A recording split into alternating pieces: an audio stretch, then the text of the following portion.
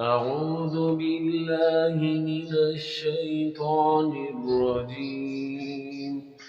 بسم الله الرحمن الرحيم. قال ألم أقل لك إنك لن تستطيع معي صبرا قال إن سألتك عن شيء بعدها فلا تصاحبني قد بلغت من لدني عذرا. بسم اللہ الرحمن الرحیم قال الم اقل لك انك لن تستطيع معي صبرا۔ یہاں سے پارہ 16 کا آغاز ہوتا ہے۔ واقعات جو پیچھے سے چل رہے تھے اگر ہم اجمالی جائزہ لے لیں پہلے سے پارے کا، حضرت خضر اور موسیٰ کے واقعات چل رہے تھے، تو اجمالی جائزے میں یہ بات سمجھ آتی ہے کہ جب بندہ کوئی قسم کھائے اور انشاءاللہ کہے تو قسم ٹوٹنے پہ کفارہ لازم نہیں۔ حضرت موسیٰ اور خضر کے معاملات میں سے 3 باتیں ہوئیں اور ان پر حضرت موسیٰ کے خضر سے سوال۔ پھر یہاں یہ بات بھی قابل ذکر ہے کہ ان دونوں کا علم جو ہے وہ اللہ تعالیٰ کی طرف سے عطا کردہ تھا اور الگ الگ علم تھا، لہذا یہاں کوئی توازن یا تقابل کرنا درست نہیں۔ اگر کریں تو ہم یہ کہہ سکتے کہ نبی کی شان بہرحال زیادہ ہی ہوتی ہے۔ پھر جناب ذوالقرنین کا واقعہ ہے اور سد سکندری کا ذکر ہے،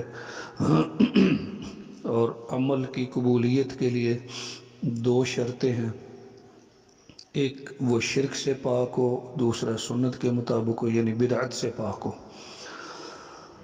پھر سورہ مریم شروع ہو جاتی ہے۔ حضرت مریم کے علاوہ قرآن کریم میں کسی عورت کا نام نہیں آیا، اشارات آئے ہیں اور ان کا نام تقریباً 30 جگہ پر آیا ہے۔ اس میں حضرت زکریا اور یحییٰ کے حالات و واقعات ہیں، حضرت مریم اور ابن مریم کے واقعات ہیں۔ روز قیامت موت کو ذبح کیا جائے گا، اس لیے اس کا نام یوم الحسرت ہے۔ حضرت ابراہیم کا اپنے باپ اور قوم کو وعظ فرمانا بھی اس کا حصہ ہے۔ وعدہ وفائی انبیاء کی صفت ہے، اور حضرت جبریل کا حضور کا ان سے کہنا کہ آپ زیادہ سے زیادہ آیا کریں اور ان کا جواب دینا کہ ہم اللہ کے حکم کے بغیر نہیں آ سکتے۔ متقین اللہ کی بارگاہ میں وفدوں کی شکل میں جائیں گے اور برے لوگ جہنم کی طرف گھسیٹے جائیں گے۔ پھر سورۃ طٰہٰ شروع ہوتی ہے۔ اس میں شروع میں تو اللہ کے عرش پر مستوی ہونے کا ذکر ہے، پھر حضرت موسیٰ کے واقعات یہاں بڑے تفصیلی آ گئے ہیں، پیدائش اور بعد میں فرعون کے ساتھ مقابلہ، جادوگروں کے ساتھ مقابلہ، یہ باتیں یہاں آئی ہیں تفصیلاً۔ میت کو قبر میں اتارتے وقت کیا پڑھنا چاہیے یہ بھی اس دوران آ گیا ہے۔ پھر ان کی عید کا ذکر، جادوگروں سے مقابلہ، جادوگروں کا حضرت موسیٰ کے دین کو تسلیم کر لینا، مطیع ہو جانا۔ پھر حضرت موسیٰ کے سامری کے ساتھ معاملات، اور حضرت آدم علیہ السلام کی تخلیق کا ذکر، اور اس بات کا ذکر کہ جو اللہ کا ذکر چھوڑ دیتے ہیں، ذکر سے غفلت کرتے ہیں، ان کی معیشت تنگ ہو جاتی ہے۔ اور آخر میں اس بات کا ذکر کہ بندے کو چاہیے کہ خود بھی نماز پڑھے اور اپنے اہل خانہ کو بھی نماز کا حکم دے۔ اس اجمالی جائزے کے بعد ہم پھر شروع میں آ جاتے ہیں پارے کے۔ کل جہاں ہم نے بات چھوڑی تھی وہ یہ تھی کہ حضرت موسیٰ خضر کے ساتھ چل پڑے۔ انہوں نے کہا آپ نے پوچھنا کچھ نہیں، انہوں نے کہا جی انشاءاللہ، تو بعد میں پوچھتے رہے تو انشاءاللہ کہنے سے وہ عہد نہیں ٹوٹا۔ قرآن کہتا ہے کہ چلتے گئے ایک کشتی میں سوار ہوئے، سمندری یہ دریائی سفر تھا، کشتی کا پھٹا توڑ دیا۔ کشتی والوں نے حضرت خضر کو پہچانا اور ان کو اور ان کے ساتھ جو ساتھی تھے ان کو بغیر کرائے کے انہوں نے سوار کر لیا۔ کہا جی آپ نے پھٹا توڑ دیا، لیکن انہوں نے ہم سے کرایہ نہیں لیا تھا۔ تو فرمایا آپ سے میں نے کہا تھا پوچھنا نہیں۔ آگے چلے تو ایک لڑکا ملا، بچے کھیل رہے تھے، بچوں میں سے ایک بچے کو پکڑا، اس کی گردن اس طرح مروڑی کہ وہ مر گیا۔ کہا کہ آپ نے ایک پاکیزہ نفس کو قتل کر دیا، آپ نے تو بڑا عجب کام کیا۔ فرمایا میں نے کہا تھا کہ بولنا نہیں۔ کہا اچھا چلو، اگر میں اب بولا تو آپ مجھے اپنے ساتھ نہ رکھیں۔ آگے گئے تو ایک بستی میں گئے، وہاں کے لوگوں سے کھانا طلب کیا، بھوک لگی، انہوں نے انکار کر دیا۔ وہاں ایک دیوار گری جا رہی تھی تو حضرت خضر نے موسیٰ کو ساتھ لگایا اور دیوار سیدھی کر کے دوبارہ بنا دی۔ تو حضرت موسیٰ نے کہا اگر آپ چاہتے تو اس کی اجرت لے لیتے نا، مزدوری، جس سے ہم کھانا کھا لیتے۔ تو کہا کہ اب میری اور آپ کی جدائی ہو گئی، لیکن یہ جو 3 کام میں نے کیے ہیں ان کی حقیقت ضرور بتاؤں گا۔ پہلا جو ہے نا کشتی کا معاملہ، وہ مسکینوں کی کشتی تھی، آگے ایک بادشاہ کھڑا تھا، وہ ہر صحیح کشتی کو غصب کر رہا تھا، تو میں نے چاہا کہ میں اس کشتی میں عیب لگا دوں تاکہ بادشاہ چھوڑ دے۔ وہ لڑکا جو تھا اس کے ماں باپ مومن تھے، تو ہمیں ڈر ہوا کہ وہ ان دونوں کو طغیان اور کفر کی طرف لے جائے گا، اور ہم نے یہ بھی ارادہ کیا کہ ان کا رب انہیں اس سے بہتر پاک بچہ دے دے، اور حدیث میں آتا ہے کہ ان کے ہاں بچی پیدا ہوئی تھی، تو کبھی بچی بچے سے بہتر ہو سکتی ہے۔ رہی وہ دیوار، تو وہ 2 یتیم لڑکوں کی تھی جو یہاں رہتے تھے، نیچے ان کا خزانہ تھا، ان کا والد نیک آدمی تھا، فوت ہو گیا تھا۔ تو اب اگر وہ دیوار گر جاتی، مستری مزدور بناتے تو وہ خزانہ نکال لیتے، تو تیرے رب نے ارادہ کیا کہ وہ دونوں جوانی کو پہنچے اور اپنا خزانہ نکال لیں، جب جوان ہوں گے پھر دیوار گرے گی پھر نکال لیں گے۔ تو آخر میں کہا میں نے کچھ بھی اپنی مرضی سے نہیں کیا۔ تو پہلی جو بات ہے اس میں کہا میں نے ارادہ کیا کہ اس پہ عیب لگا دوں۔ اگلی بات جو بچے والی ہے اس میں ہے کہ ہم نے ارادہ کیا، ہم ڈر گئے، تو اس کی نسبت جو ہے اللہ کی طرف ہی بنتی ہے۔ اللہ کو علم ہے نا کہ یہ بچہ اس طرح کا ہوگا، اور اس لیے آخری والے میں تو سیدھا ہی کہا کہ تیرے رب نے ارادہ کیا۔ تو یہ جو درمیان والا ہے اس پہ ایک اعتراض وارد ہوتا ہے کہ جس بچے نے ابھی کچھ کیا ہی نہیں اس کو کیسے مارا جا سکتا ہے؟ تو اس کا جواب یہ ہے کہ یہ اللہ کا حکم ہے، اور اللہ کا حکم جس کو آیا ہے وہ اس کو پورا کرنا چاہیے، اللہ کے حکم پہ اعتراض نہیں ہو سکتا۔ یا بعض کہتے ہیں کہ وہ جو خضر تھے وہ عام انسانی شریعت یا حالات اور حیات کے پابند نہیں تھے، انہیں خاص خدائی ہدایات تھی، اس لیے انہوں نے ایسے کر دیا۔ شریعت میں تو درست نہیں کہ عمل ایک کیا ہی نہیں پہلے سزا دے دیں۔ بہرحال یہ جیسے بھی ہوا۔ اب آگے یہاں ایک بات ہے حضرت خضر کے حوالے سے، بعض لوگ کہتے ہیں جی حضرت خضر ہمیشہ ہی زندہ ہے اور دعا کرتے اللہ فلانے کو عمر خضر عطا کر دے، تو یہ بات درست نہیں ہے۔ بعض کا خیال ہے جی وہ ہمیشہ زندہ ہے۔ اب بخاری شریف میں ایک حدیث ہے، نبی کریم صلی اللہ علیہ وسلم نے ارشاد فرمایا کہ آج جو لوگ زندہ ہیں آج سے 100 سال بعد ان میں سے کوئی زندہ نہیں ہوگا، یعنی وفات پا جائیں گے۔ اس سے بخاری کی شروحات میں اس بات کا اشارہ ہے کہ اگر حضرت خضر بھی زندہ ہوں تو وہ بھی وفات پا گئے 100 سال کے اندر اندر۔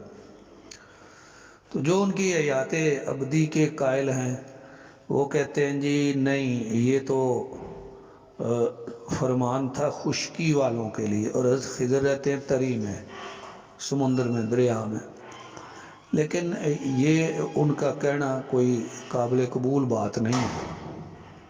بہرحال سوال تھا نبی کریم سے 3 قسم کی باتوں کا، ایک روح کے بارے میں، ایک موسیٰ و خضر کا واقعہ، اور ایک اصحاب کہف کا واقعہ، اور ایک ذوالقرنین کا واقعہ۔ بعض نے 3 سوالوں میں یہ موسیٰ اور خضر والا نہیں ڈالا، یہ اس طرح 4 بن جاتے۔ اب آئیے اگلا حصہ ہے ذوالقرنین کا۔ ذوالقرنین کون ہے؟ تو اکثر کے خیال میں یہ کوئی عادل بادشاہ گزرا ہے قدیم زمانے میں۔ بعض نے کہا کہ اس کو سکندر کہتے ہیں، یہ بات بھی ٹھیک ہے۔ بعض نے کہا یہ سکندر اعظم ہے، لیکن وہ جو سکندر اعظم جسے کہا جاتا ہے حضرت مسیح سے پہلے کا ہے، وہ تو ظالم بادشاہ تھا۔ اور بعض کہتے ہیں کہ یہ وہ سکندر ہے جس نے سکندریہ شہر کی بنیاد رکھی جو مصر میں ہے۔ بہرحال قرآن نے اس کو ذوالقرنین کہا ہے، یہ ایک عادل بادشاہ۔ ذوالقرنین کا معنی ہے 2 زمانوں والا، 2 صدیوں والا، 2 چوٹیوں والا، 2 کناروں والا۔ تو یہ کیوں ہے؟ اس لقب کی کئی وجوہات بیان کی گئی، جو سب سے عام سمجھ آنے والی وہ یہ ہے کہ اس نے دنیا کے 2 کنارے دیکھے ہیں، مشرق کی بھی انتہا کو پہنچا اور مغرب کی بھی انتہا کو پہنچا۔ اللہ نے اسے بڑی بادشاہت دی تھی۔ جب مغرب کی انتہا کو پہنچا تو وہاں ایسی جگہ دیکھی کہ کیچڑ اور دلدل، جہاں نہ انسان چل سکے، نہ جانور، نہ کشتی۔ اب اللہ کی مرضی ہے کہ اللہ نے یہاں تک پہنچایا اور آگے نہیں دکھایا کہاں تک اللہ کی زمین ہے۔ وہاں ایک قوم دیکھی، تو پھر چلے اپنے اسباب اختیار کر کے مشرق کی طرف، جہاں سے سورج طلوع ہوتا ہے۔ وہاں ایک قوم دیکھی کہ جو بے لباس رہتے تھے، پھر ان کو چھوڑ کے ایک اور علاقے کی طرف گئے جہاں 2 بڑے بڑے بند تھے، اور ان بندوں کے پیچھے ایک قوم تھی جن کی بات سمجھ نہیں آتی تھی۔ غالباً کسی ترجمان کے ذریعے بات کی، کہا جی ہم ادھر رہتے ہیں اور پچھلی طرف یاجوج و ماجوج رہتے ہیں، وہ زمین میں فساد کرتے ہیں، کیا ہم آپ کو کوئی پیسے دیں کہ آپ ان کے اور ہمارے درمیان بند باندھ دیں؟ تو حضرت ذوالقرنین نے کہا رب نے مجھے بڑی دولت دی ہے، تم نے افرادی قوت کے ساتھ میری مدد کرنی ہے۔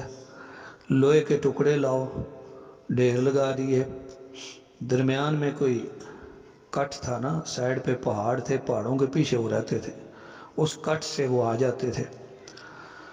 تو اس کٹ کو لوہے کی چادروں سے برابر کیا، پھر اس پہ تانبا ڈالا اور پھر آگ لگا دی اور سارے کو ملائم برابر کر دیا۔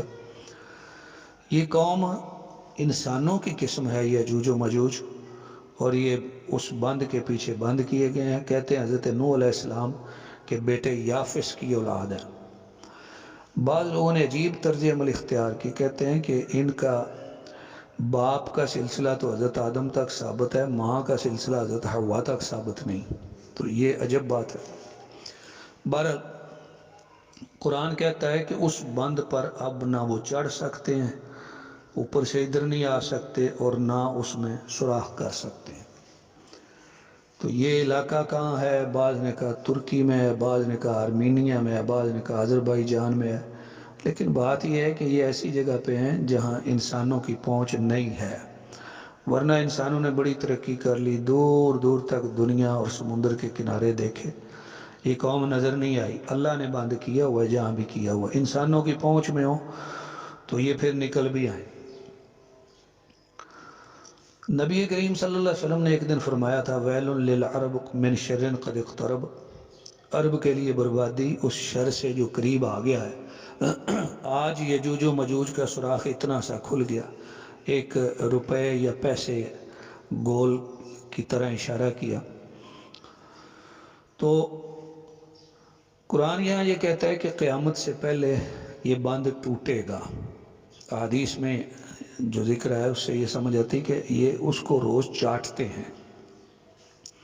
حافظ محمد صاحب لکھوی نے لکھا ہے کہ سد سکندری پنجابی جس کو سمجھ آ جائے، سد سکندری 7 ہاتھ چوڑا تے اچا جویں پہاڑاں، او دے پیچھے بند ہے کیتا رب انہاں بگیاڑاں، او نت خبیث لوہے نو چٹن تے پنن اس بن تائیں، او دے پیچھے قیدی رہسن روز قیامت تائیں۔ تو توڑتے ہیں، حدیث میں آتا ہے کہ اس کو چاٹ چاٹ کے ختم کرتے ہیں، شام کو چھوڑتے ہیں، کہتے ہیں صبح پھر توڑو، صبح پھر اتنا ہی ہو جاتا ہے۔ قرب قیامت وہ انشاءاللہ کہیں گے تو پھر اتنا ہی ہوگا، اور توڑ دیں گے، توڑیں گے تو پھر نکلیں گے، نکلنے کی کیفیت کیا ہوگی وہ میں اگلے پارے میں عرض کرتا ہوں۔ یہاں قرآن یہ کہتا ہے کہ جو کافر ہیں، جنہوں نے اللہ کو چھوڑ کے اس کے بندوں کو معبود بنایا ہے، ان کے لیے ان کے سب سے گھٹیا عمل ہیں، ان کا وزن نیکیوں کا کمزور ہوگا۔ اور بعض ایسے ہیں مشرک کہ ان کا وزن قائم ہی نہیں کیا جائے گا، کہ جن کے پلے میں نیکی ہے ہی نہیں، کوئی وزن قائم ہی نہیں کیا جائے گا۔ اور سورۃ مبارکہ کے آخر میں فرمایا، ایک تو فرمایا اگر سمندر سیاہی بن جائے اللہ کی صفتیں لکھنے کے لیے ختم ہو جائیں گے، اور قرآن میں ایک جگہ پہ درختوں کی کلمیں بن جائیں، لکھ لکھ کے ختم ہو جائیں گے، 7 سمندر اور بھی آ جائیں، اللہ کی صفتیں ختم نہیں ہوں گی۔ اور آخری آیت میں ہے کہ جو اللہ کی ملاقات کا امیدوار ہے اس کو چاہیے کہ نیک عمل کرے اور رب کی عبادت میں کسی کو شریک نہ ٹھہرائے۔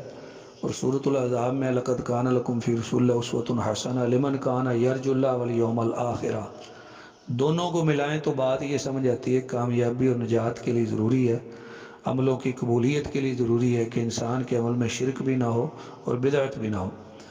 بعض اہل علم نے یہ سورۃ کاف کا آخری رکوع جو ہے اس کو سوتے ہوئے پڑھنا مستحب سمجھا ہے، اور اس طرح بیان کیا ہے کہ جو یہ پڑھ کے سو جائے، جس وقت رات کو اٹھنا چاہے، قیام کے لیے اللہ تعالیٰ اٹھا دیں گے۔ اسی طرح اس سورۃ مبارکہ کا بروز جمعہ پڑھنا مستحب ہے۔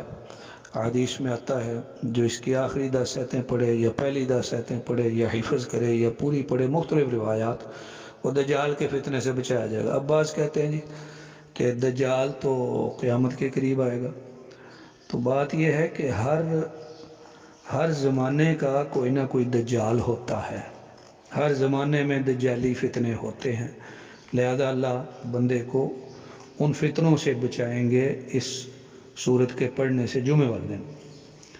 سورت ختم ہوئی، آگے سورہ مریم ہے، اس میں حضرت مریم اور ابن مریم کا ذکر ہے، وہ کافی پیچھے گزرا آل عمران میں کہ یہی آل عمران ہے۔ اس میں حضرت زکریا اور یحییٰ علیہ السلام کا بھی ذکر ہے، ان دونوں کا نام قرآن کریم میں 7 جگہ پہ آیا ہے۔ حضرت زکریا اللہ کے نیک بندے تھے، حضرت مریم کے خالو بھی لگتے تھے، جوانی میں اولاد نہیں ہوئی، بڑھاپے میں اللہ سے دعا مانگی، اللہ نے یحییٰ کی بشارت دے دی۔ حضرت زکریا کے دشمنوں نے حضرت زکریا پر حضرت مریم کے ساتھ تہمت بھی لگائی، حالانکہ وہ ان کے خالو تھے، تو وہ ایک درخت کے اندر جا چھپے، انہوں نے اس کو چیر دیا اور 2 ٹکڑے کر دیے۔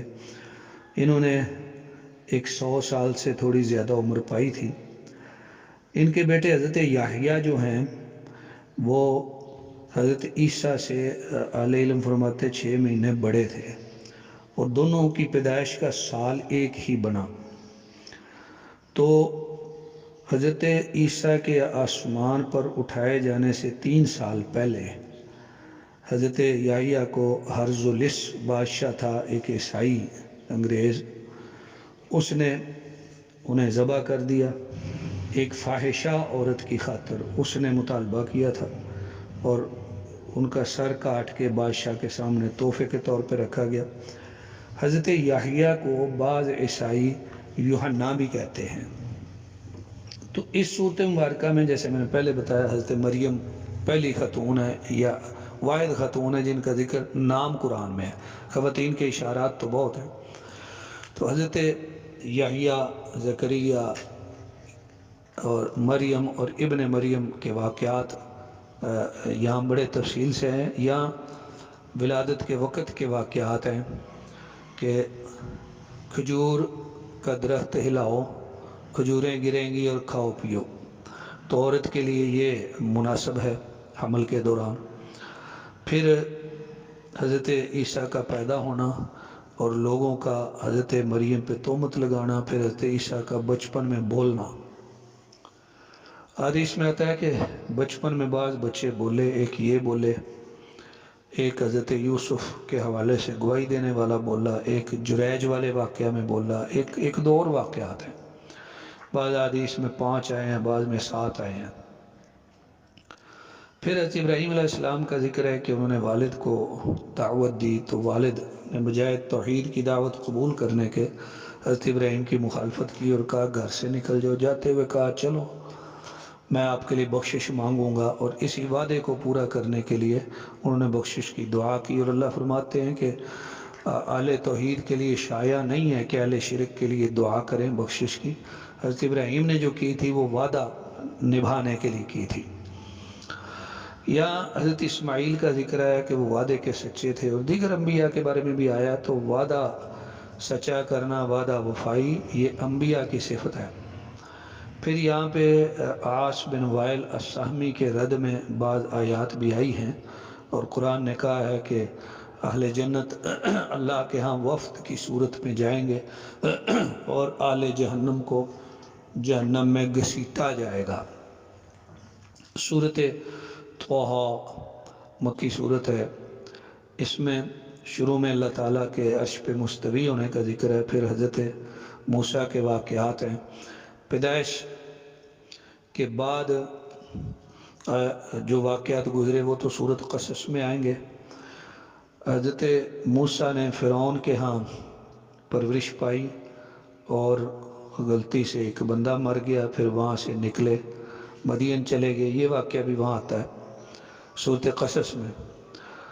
یہاں یہ ہے کہ وہاں سے حضرت شعیب کے پاس گئے، شادی ہوئی، بیوی کو لے کے آ رہے تھے، رستے میں آگ نظر آئی، سردی تھی، کہا آگ تاپتے ہیں، گئے تو آواز آئی کہ میں تیرا رب ہوں، آپ وادی مقدس میں جوتے اتار کے آگے آ جائیں، نبوت عطا کر دی۔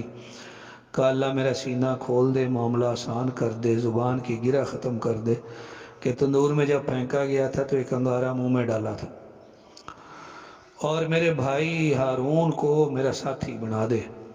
اللہ نے دعائیں قبول کر لی اور فرمایا کہ تم دونوں جاؤ اور فرعون کے ساتھ نرم بات کرنا، قولا لہ قولا لینا، نرم بات کرنا، شاید وہ نصیحت پکڑے یا سمجھ جائے۔ اب آپ یہاں سے اندازہ لگائیں کہ اصول دعوت میں نرمی کی کتنی اہمیت ہے۔ اللہ تعالیٰ اپنے دونوں نبیوں کو کہہ رہے ہیں کہ فرعون کے ساتھ بھی نرم بات کرو جو خود کو خدا کہنے والا تھا۔ تو دین کی تبلیغ میں عام لوگوں کے ساتھ نرم بات کرنے کی بڑی اہمیت ہے۔ یہاں وہ آیت آئی منہا خلقناکم وفیہا نعیدکم ومنہا نخرجکم تارۃ اخری، یہ میت پہ مٹی ڈالتے ہوئے قبر پہ پڑی جاتی، یہ آیت مبارکہ دعا کے انداز میں۔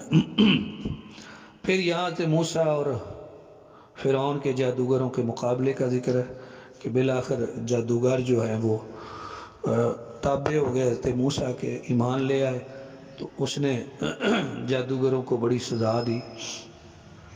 پھر یہاں سامری کا واقعہ آیا ہے، حضرت موسیٰ علیہ السلام اللہ کی ملاقات کے لیے گئے، تو بعد میں سامری نے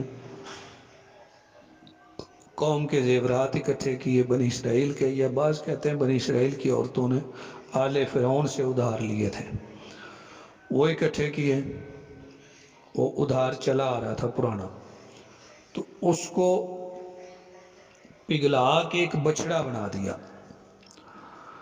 اس نے دیکھا جبریل کہیں جا رہے تھے، ان کے سواری کا پاؤں لگا زمین پر، جہاں لگا وہاں سے مٹھی اٹھائی اور اس کے منہ میں ڈال دی، اس سے آواز آنے لگی، سونے کا بچڑا بولتا تھا، یہ بڑی تعجب کی بات تھی۔ قوم کو کہنے لگا یہی الہ ہے تمہارا بھی اور موسیٰ کا بھی، موسیٰ تو بھول گیا ہے کہ اللہ سے ملنے گیا، الہ تو یہ ہے۔ لوگ پیچھے لگ گئے، جب حضرت موسیٰ واپس آئے تو بڑے پریشان ہوئے، پہلے تو بھائی ہارون کو سخت ڈانٹا، تو انہوں نے کہا جب یبن امہ کہا تو اس سے احساس ہوتا ہے کہ حضرت موسیٰ اور ہارون ماں کی طرف سے بھائی تھے، باپ کی طرف سے نہیں تھے۔ بہرحال حضرت ہارون کو ڈانٹا، پھر ہارون نے کہا کہ میں نے انہیں بڑا روکا ہے، یہ باز ہی نہیں آئے، تو میں نے تو زور اس لیے نہیں دیا کہ قوم میں پارٹی بازی نہ ہو جائے، دو گروہ نہ ہو جائیں، ایک ہمارے ساتھی اور ایک مخالف۔ پارٹی بازی سے بچنے کے لیے میں نے زیادہ زور نہیں لگایا۔ تو حضرت موسیٰ پھر سامری کی طرف ہوئے، تم نے یہ کیا کیا؟ اس نے کہا جی میرے ذہن نے اسی طرح مزین کر دیا، یعنی شیطان نے اس پہ معاملہ مزین کیا۔ فرمایا اب دیکھو، پہلے تو ہم تیرے الہ کو جلاتے ہیں اور اس کو دریا میں پھینکتے ہیں۔ تو اہل علم کہتے ہیں کہ جو غیر اللہ کے علاوہ جن کی پرستش کی جائے، ان جگہوں کو، ان چیزوں کو توڑ کے ضائع کرنا چاہیے، دریا میں پھینک دینا چاہیے، سمندر میں پھینک دینا چاہیے، تاکہ نام و نشان مٹ جائے۔ نبی کریم صلی اللہ علیہ وسلم نے بھی عزا اور دوسرے جو تھے معبودان باطلہ، ان کے ساتھ ایسے ہی کروایا تھا۔ اور فرمایا تیری سزا یہ ہے کہ تو کہے گا چھونا نہیں۔ وہ لوگوں سے ہٹ کے رہتا تھا، کہتا مجھے ہاتھ نہ لگاؤ، جو اس کو ہاتھ لگاتا اسے بھی بخار ہو جاتا، سامری کو بھی ہو جاتا۔ فرمایا یہ دنیا میں تیری سزا ہے، آخرت میں جو تیرے لیے سزا تیار ہے وہ اس سے بڑی ہے۔ یا اللہ تعالیٰ نے ساتھ ہی پھر آخرت کا ذکر کر دیا کہ اس دن کسی کو کوئی سفارش نفع نہ دے گی سوائے اس کے کہ جس کو رحمان اجازت دیں اور وہ رحمان اس کی بات کو پسند بھی کرے۔ یعنی ایسے ہی ہر کوئی نہ سفارش کرے گا، نہ ہر کس کے حق میں ہوگی۔ سفارش کرنے والے بھی خاص شانوں والے ہوں گے، اور جن کے حق میں ہوگی وہ بھی اہل توحید ہوں گے۔ یا اللہ تعالیٰ نے حضرت آدم علیہ السلام کی پیدائش کا تھوڑا سا ذکر بھی فرمایا، واقعہ کا، اور پھر اس حقیقت کا ذکر فرمایا کہ جو ہمارے ذکر سے اعراض کرے اس کی معیشت تنگ ہو جائے گی۔ مسلم ممالک میں بھی ماہرین معاشیات اس بات پہ غور کرتے ہیں کہ معیشت کس طرح کمزور ہو گئی، مالی معاملات خراب ہو گئے، ملک کے اور قوم کے مالی حالات درست نہیں رہے، تو اس کو درست کرنے کے لیے کئی اسباب پہ غور کرتے ہیں، وجوہات پہ غور کرتے ہیں۔ تو غور کرتے ہوئے اس بات پہ بھی غور کرنا چاہیے کہ کیا ہم اللہ کے ذکر سے غافل تو نہیں ہو گئے؟ اللہ کی یاد سے جو غافل ہوا اس کی معیشت تنگ ہونی ہی ہونی ہے، قرآن نے وعدہ کر دیا۔ لہذا معیشتوں کو بہتر کرنے کا خدائی قانون یہی ہے کہ اللہ کے ساتھ تعلق قائم کریں۔ پھر آگے یہاں اللہ تعالیٰ نے فرمایا کہ اے میرے نبی صلی اللہ علیہ وسلم، لوگوں کو جو ہم نے جوڑے دیے ہیں چیزوں کے، مال و دولت کے، یہ سب دنیا کی زندگی کی زینت ہے، آپ ان پہ نگاہ نہ رکھیں، آزمائش ہے، فتنہ ہے۔ اللہ کا جو رزق ہے وہ بہتر ہے اور ہمیشہ باقی رہنے والا ہے۔ اور پھر فرمایا خود بھی نماز قائم کریں، اپنے اہل خانہ کو بھی حکم دیں اور اس پہ پابندی کریں، جیسے سورۃ التحریم میں فرمایا قوا انفسکم واہلیکم نارا، اپنے آپ کو اور اپنے اہل خانہ کو جہنم سے بچاؤ۔ تو جس طرح انسان کے لیے یہ ضروری ہے کہ خود نیک عمل کرے، اسی طرح اس کو چاہیے اپنے اہل خانہ کے لیے بھی کوشش کرے۔ خاص طور پہ رمضان شریف اور آخری عشرہ، حدیث شریف میں آتا ہے رسول اکرم صلی اللہ علیہ وسلم خود بھی رات کو بیدار ہوتے اور اپنی بیویوں کے لیے حکم فرماتے کون انہیں اٹھائے گا، جاؤ انہیں اٹھا دو تاکہ یہ عبادت کریں۔ تو اس طرح 16ویں پارے کا اختتام ہوا۔ اس کا خلاصہ دوبارہ دیکھ لیتے ہیں۔ حضرت موسیٰ اور خضر کے واقعات، 3 باتیں سامنے آئیں، تو ان تینوں باتوں پر حضرت خضر نے بعد میں وجوہات بتا دی، تو اللہ کی طرف سے انہیں خاص علم عطا کیا گیا تھا۔ حدیث میں آتا ہے رسول اکرم صلی اللہ علیہ وسلم فرماتے کاش حضرت موسیٰ علیہ السلام صبر کرتے تو ہمارے سامنے کچھ اور عجائبات بھی آتے۔ تو یہاں جو دیوار کی بات آئی ہے، اس سے یہ سمجھ آتی ہے اگر والدین کسی کے نیک ہوں، اپنی اولاد کے لیے کچھ چھوڑ جائیں تو اللہ تعالیٰ اس کی حفاظت فرماتے ہیں ان کے مرنے کے بعد بھی۔ دنیا کا مال و متاع بادشاہ ذوالقرنین کو بہت میسر تھا، لیکن پتہ چلتا ہے کہ وہ بے راہ روی کا شکار نہیں تھا بلکہ نیکوکار تھا۔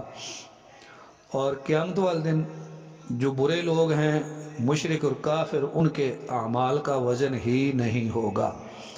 اللہ کی حمد کے لیے جتنی بھی سیاہی سمندروں کی آ جائے، درخت کلمے بن جائیں، لکھے ختم ہو جائیں گے، اللہ کی حمدیں ختم نہیں ہوگی۔ اعمال کی قبولیت کے لیے دو شرطیں میں نے پہلے بھی عرض کیا، شرک سے پاک ہو عمل اور بدعت سے پاک ہو۔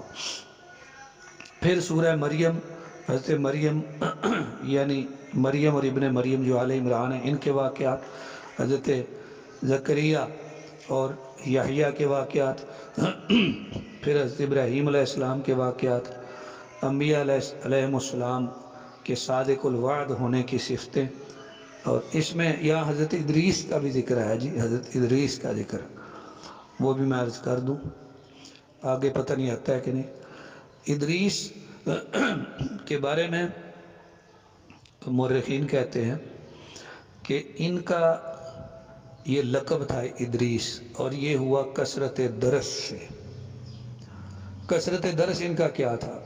یہ دنیا میں پہلے درزی تھے، اس سے پہلے لوگ ان سلے کپڑے پہنتے تھے یا جو بھی اوڑھتے تھے بغیر سینے کے، یہ درزی تھے۔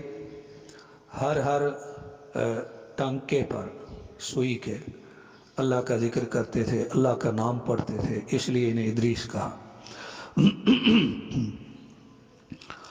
بعض